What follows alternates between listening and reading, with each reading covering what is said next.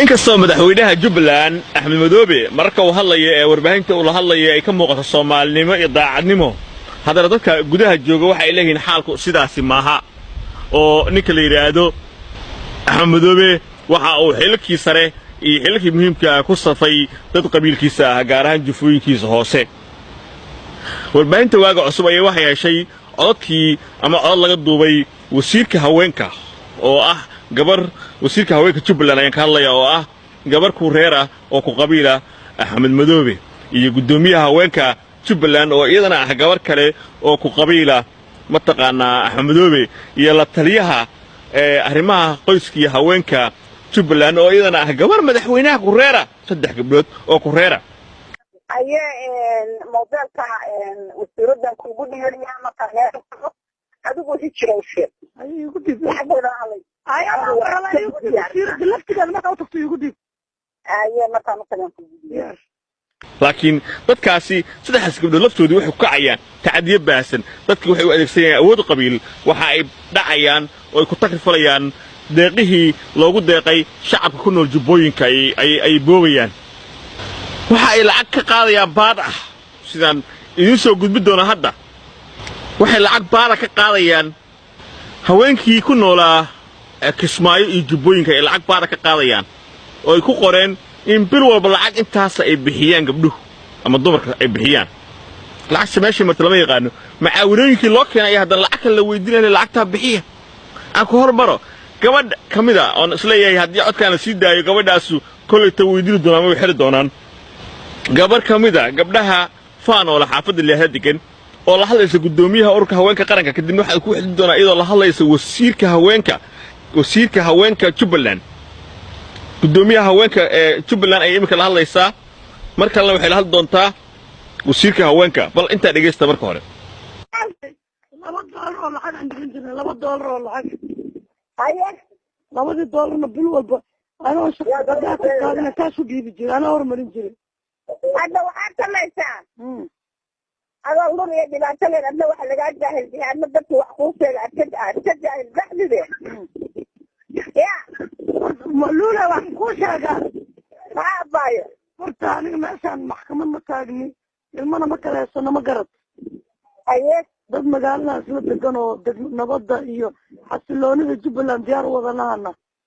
waa runta aniga qaska markaa xaqayoon jidka foorsanay naag foorsanay ma disoomogi waa taa damiirkayga ay siinaan foorsado oon tiyaatar istaago oon meel walba sama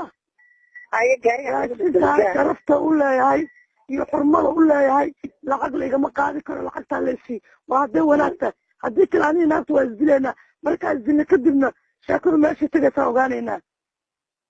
laakiin hadda $8 oo liiso turxina lama xaajoonayo ani aye ay maqlaysaa kaafiyo si fiican kaafiyo horta anigu hadda muddo yar horta anigu ururkan leeyahayn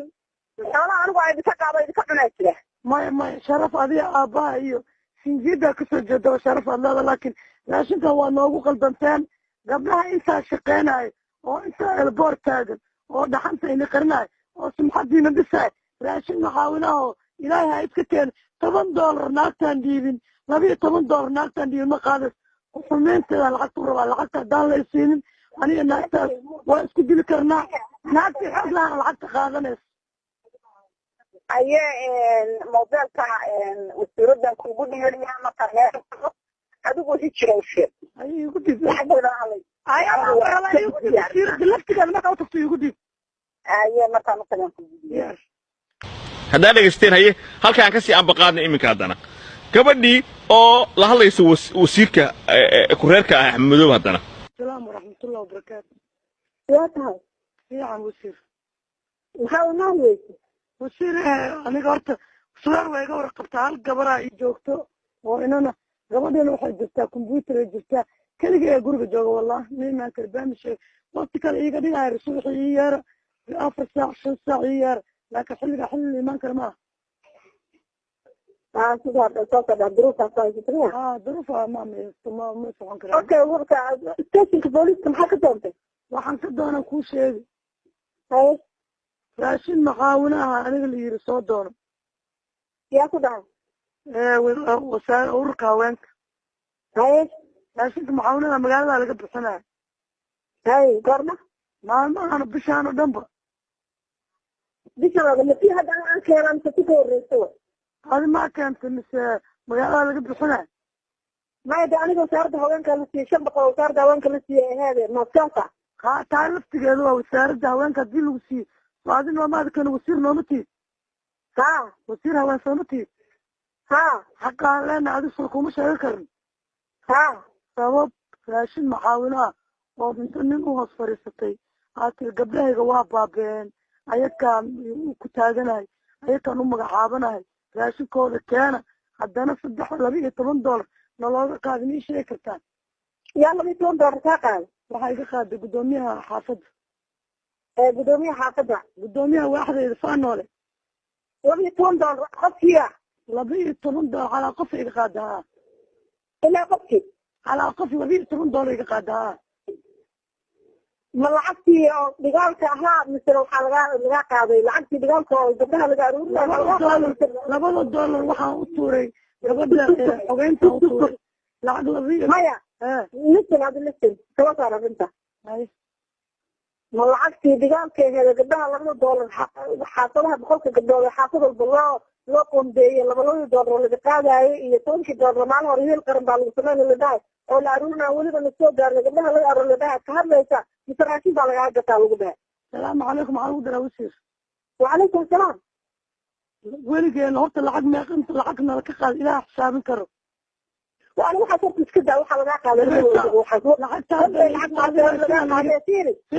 هذه هل مر كلي جواب يسي waxaan ku dhahay $12 jawabta $12 gabdhaha laga qaadahay oo la dhahay qaran baan ku sameeynaayo gabdhaha rabnaan suuqa ku gelino oo inaan ku dhisnaan rabnaayo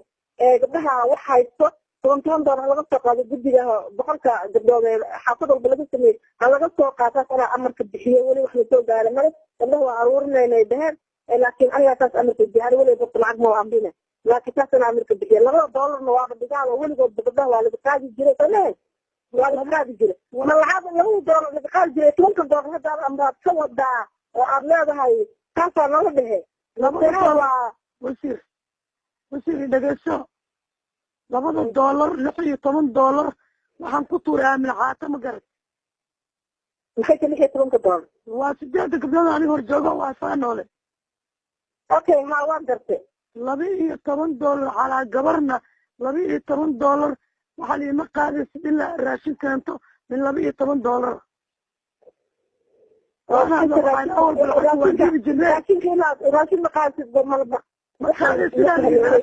kitaab jaamacay ku marta inaana qaadin 10 gabdhood ayaan waxay tiri inaad tiraahdo xalimo salaad guddoomiyaha xaafadda faanoole ururka haweenka ayadaa kitaab jaamacay ku marta 10 gabdhood aan baheenba saarax alwalaaqa ila joogtay waxaa ila joogtay hodan cabdifaarax ما قال سينتي أنا وحاي راشين كان أنا بصير ما قال سيري راشين كوالدين سيا كل مثل بحال جنبه سمعها ما كله حتى إنه لك قال حرام هو ويا بيأكل سكرنا بانك وسقادنا ياول يا بيا سكرنا سيري ما يندم سير حكي لك أنا ده ده تصير عندنا مرة وسير واحد اللي هنا كو قدامي ولقى قلبها قل راشين معاونات دي اللي سير أمسى يعني قصة صاروا شكلكم يعني موادنا هاي مركا حرد حاقايون مركا حاقاي ماليدو لعق الله ما حيدوي يا مركا كوشو حمبارا كوشو قاضي أنا بخارك أنا وسير كذا كوشو قاضي ما عرفت هذا أنا كثير لسن تني أنا في أمر حكادي مش ممكن يا كوكان مر حكادي أنا قبيل كذا كان قبيل كان هذا قصة قبيل وخلنا هاي نجرو قبيل سكينا وخلنا وقعدنا هاي haddii axmedoobe uu yahay hadda intaa dhegaysteen hadduu nin Soomaali yahay axmedoobe oo Soomaalinimadii wuxuu noo sheegay daacad ka tahay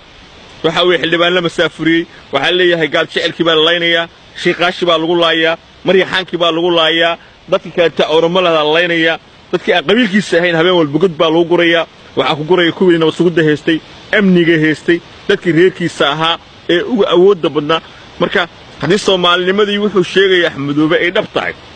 axmedow waxaan leenahay dadka kuwa qabiilkaaga ahayd xilal ku tixday ee tacadiyada baahsan ka wada ee kismaayo jubbooyinka hoos u eeg oo arag oo la kulan dadka haddiise ay tahay baashu af macaan iyo uur marida daahir calis wuxuu ku leeyahay dabayshu geedaha uma ruuxdo inay ciyaasisee ha biqlayso sheekh madoobe